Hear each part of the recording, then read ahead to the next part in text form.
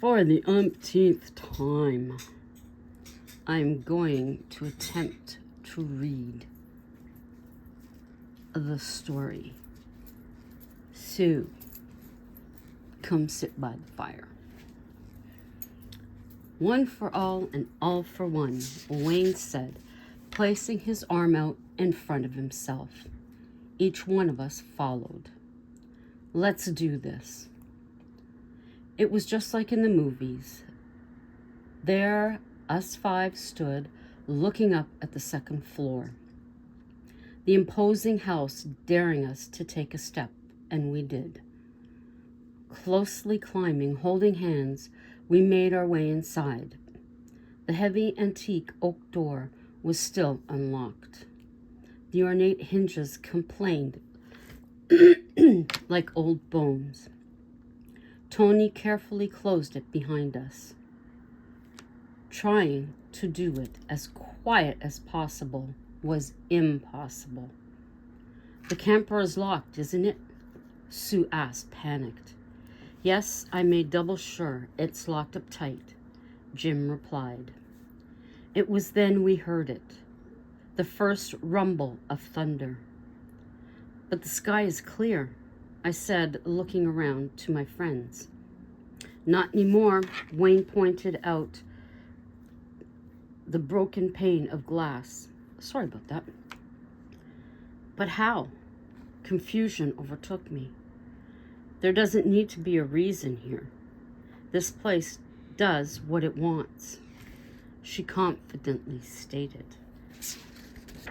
I had never heard her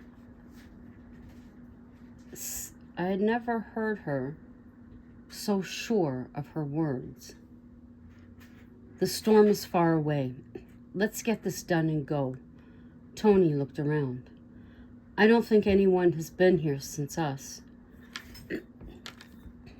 I suppose this was somewhat of a comfort. Without a word, we approached the staircase. I was sure it was taller than before. Up we go. Jim made the first step, then the second. Before long, he was halfway up, peering above the dark wooden floor to motion us. The coast was clear. The men went up one by one. Sue and I fit side by side. Together forever, we whispered in the muted light. A streak of white, hot lightning made shadows on the wall, but for a moment. Visions of Dracula's long fingers and sharp nails abruptly came to mind. The horrible stare with his pale eyes, teeth longing to puncture. It was only saliva that fell from his mouth. Hang on a second. Hunger that may never be quenched. We climbed, assured of our safety. The first two rooms were empty, only cobwebs decorated the dark corners. One dust, heavy, intricate web after another. A spider's condo complex. Wayne flicked the light he carried in his pocket. The web glowed orange for a moment and was gone. Delicate, it appeared floating to the floor. Are you crazy? Jim blurted out. Don't mess with the flames in here. The entire place would go up in seconds. We may not get out in time. Wayne did not apologize, but continued searching the empty space. What are you looking for when nothing is here? I asked, irritated. Nothing. Absolutely nothing. I'm not understanding why we are wasting our time. We could be on our way home. He stood in the doorway. On to the next room, then two more. One was the washroom. These are always spooky, Sue said. Bathtubs are the worst. I understood what she meant, so no comment was required. Oh no, I whispered to myself, recalling something I never should have. Don't say it, Jim whispered in my ear. Somehow, he had thought the same thing. Intense was the only explanation for rain that fell that late morning. Outside appeared to be more midnight than noon. Our stomachs were aware of the time, even if we weren't. The growling caused unease. Reaching into my backpack, I pulled 5 chocolate bars out. Never go anywhere without them. Relief was in the room. We sat on the floor in silence, eating one bite, then another. Between the 5, we shared 1 bottle of my water. The sound of wings filled the air, each flap of a feather magical. I recalled the flock of Canadian geese I experienced at the lake at home. A moment so special to me, not shared with anyone else. To stand on the shore and them only feet above your head as they descend. Nothing could compare. A sound I never knew I needed to hear, but so pleased I had. It's bats, Sue exclaimed, covering her head. I held my hand high in the air. One bat clung to its side, then carefully climbed up my sleeve. I wasn't scared. From my pack, with my right hand, I pulled a clementine, peeled it. Don't peel it for me, I asked Jim. This tiny, amazing creature accepted my offering. The tiny mouth, long, thin tongue savored each of the juicy segments of wall. Oil of the outer skin enjoyed till dry, falling to the floor. It then perched upon my shoulder. Looks like you have a new friend, Tony said. I'd gladly bring it home, but this is where it lives. Little sweetie, you're welcome to stay until we go. These are your family, and this is your home. On my jacket it stayed as we searched the rooms. What we imagined was the master bedroom had a few pieces of furniture left. Sue went right to the dresser. The top drawer was stubborn. With a little coaxing, it did open, though it made a nasty noise that went straight through your nerves. Help me. What? I turned to Sue. I didn't say anything. I thought it was you. Where did it come from? The ceiling creaked. Dust cascaded from above. Jim pointed up and searched for a hatch, though he found none. We listened intently for the voice. Nothing. It was a woman's voice. Who was she? And what help did she need? Outside, the coyotes called. One became a group. They sounded closer than ever. Dusk continued to fall on us. Squirrel. It has to be a squirrel, Tony said. A whistle came from the main floor. Don't move, Jim warned. We stood in place, listening. Another followed with a call for help. Where is it coming from? I pointed above. Above, a lonesome spirit in chains paced. This was her eternity. She had done nothing wrong, but punished all the same. How can we help? I asked. No reply. I want to leave, Sue admitted. The rain had let up. Let's go. Wayne proceeded down the staircase. Nearly to the bottom, the step under his foot gave way. He went through to above his ankle. Jim helped him out. The skin is broke through. You're going to have a bad bruise.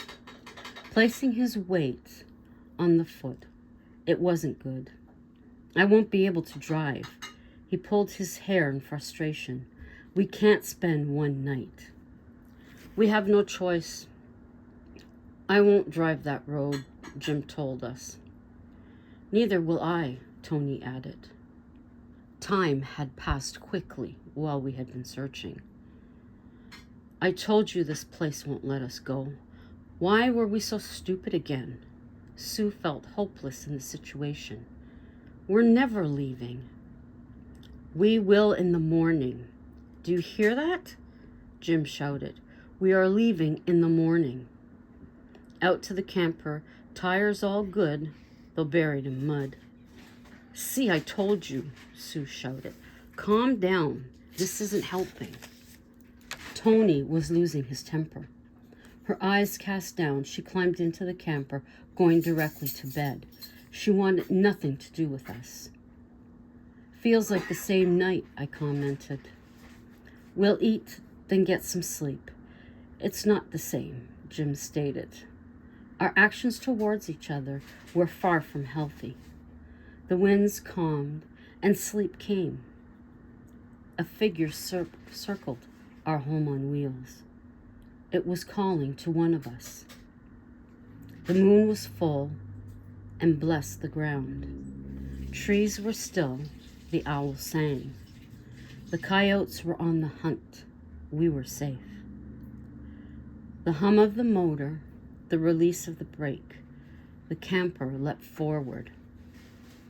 Along the gravel road, it carefully followed.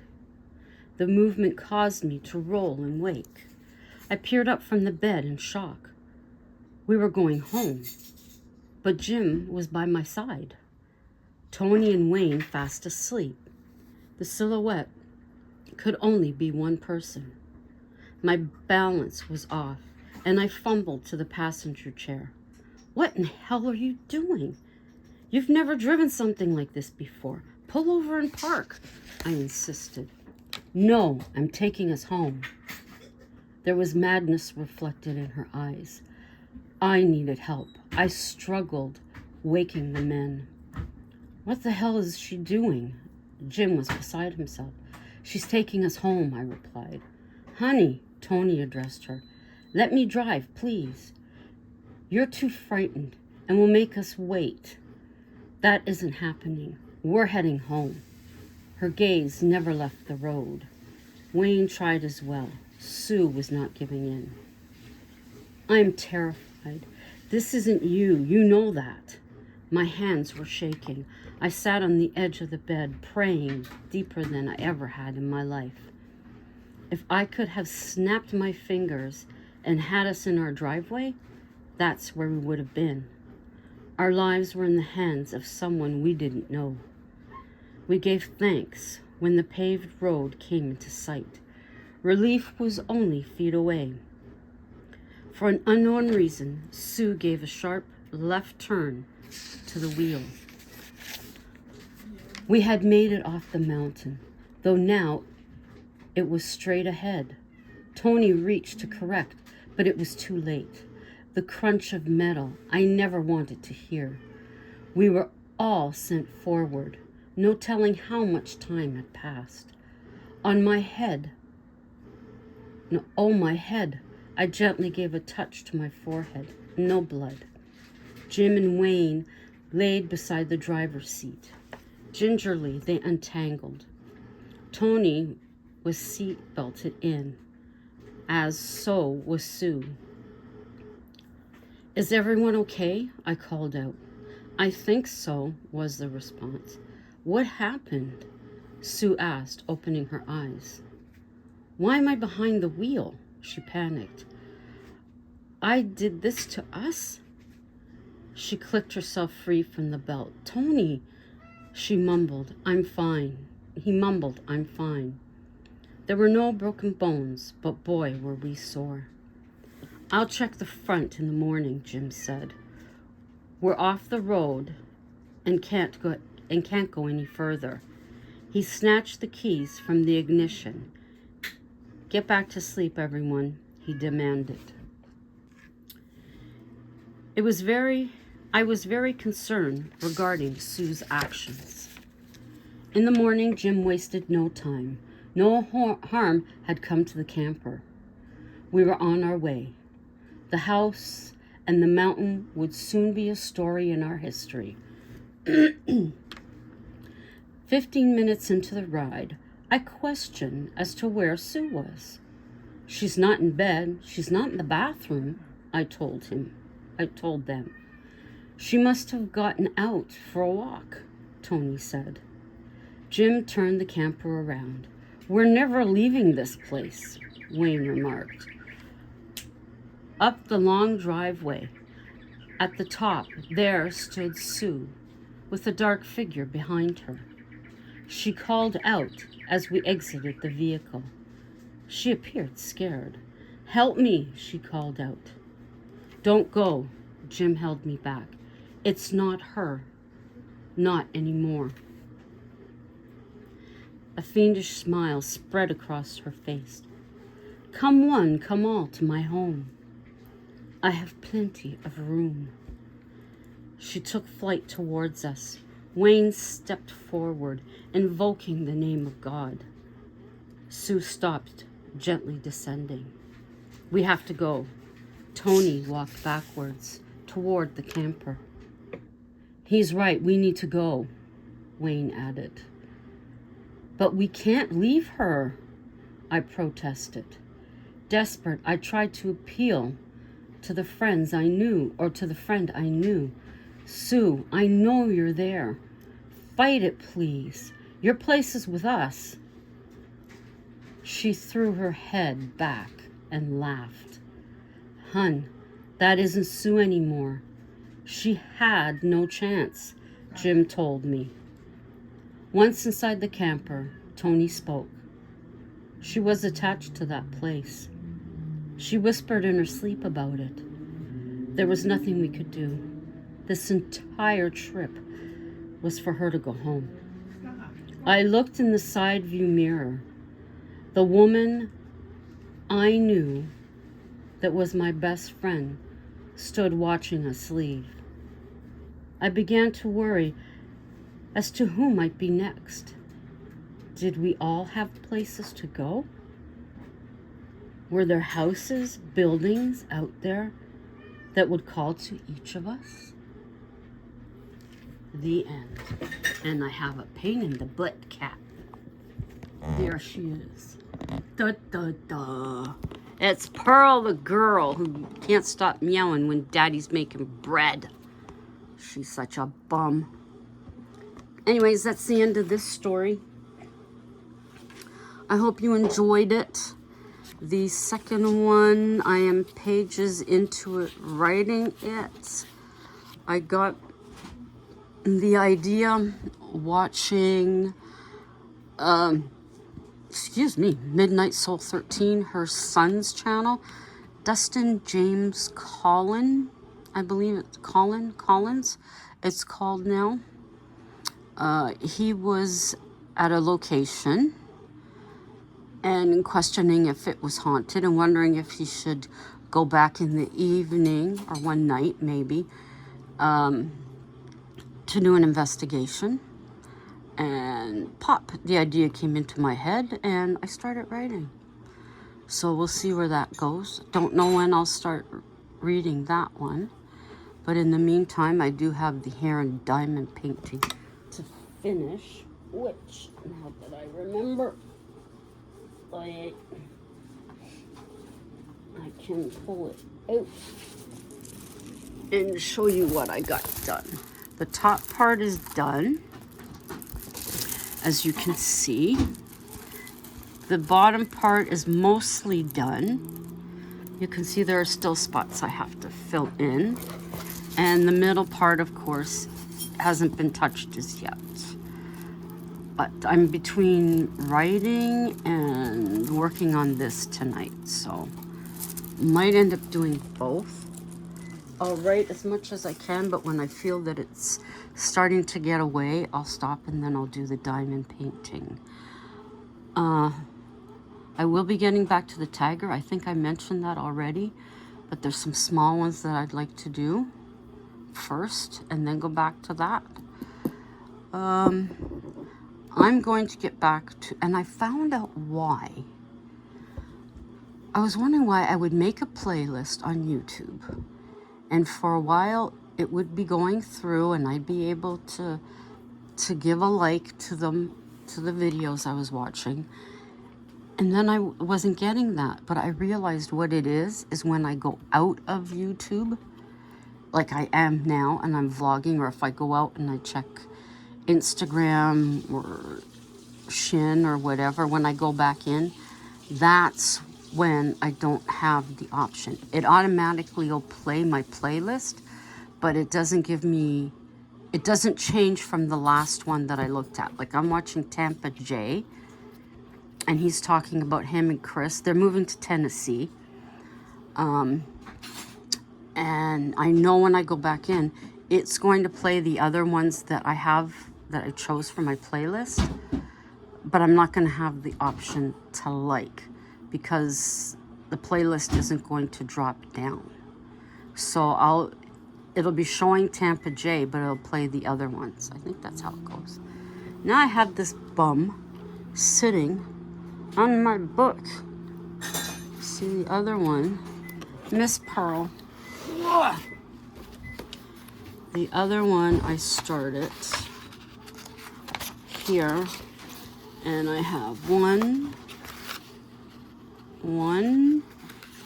2, 3, 4, 5, 6, 7 and a bit. I don't know why I folded that there. So I have 7 and a bit pages done. But like I said, I may be switching over to the diamond painting. So anyways, guys, it's sunny here. Well, starting to cloud over, but it's cool. You definitely can't go in shorts and a t-shirt outside. We have the Tulip Festival starting tomorrow. May push myself to go, because we didn't go last year, I think, or the year before. Hoping it's not busy, although usually it will be. Since we live here, we can go any night. The only thing that's special about the weekends is they have vendors there for food and such. And I think artisans, I don't know if they're at Dow's Lake or if they're at another location now. Not 100%. But they're not there during the week. They're only there on the weekends. And this runs until our May long weekend, which is Victoria Day. So that takes two weekends in? Anyways, Victoria Day weekend is noted as May 2-4 because people take a case of beer up to the cottage or trailers as they're opening them up. First weekend of the summer. So anyways, see you guys later. And until then, ciao for now.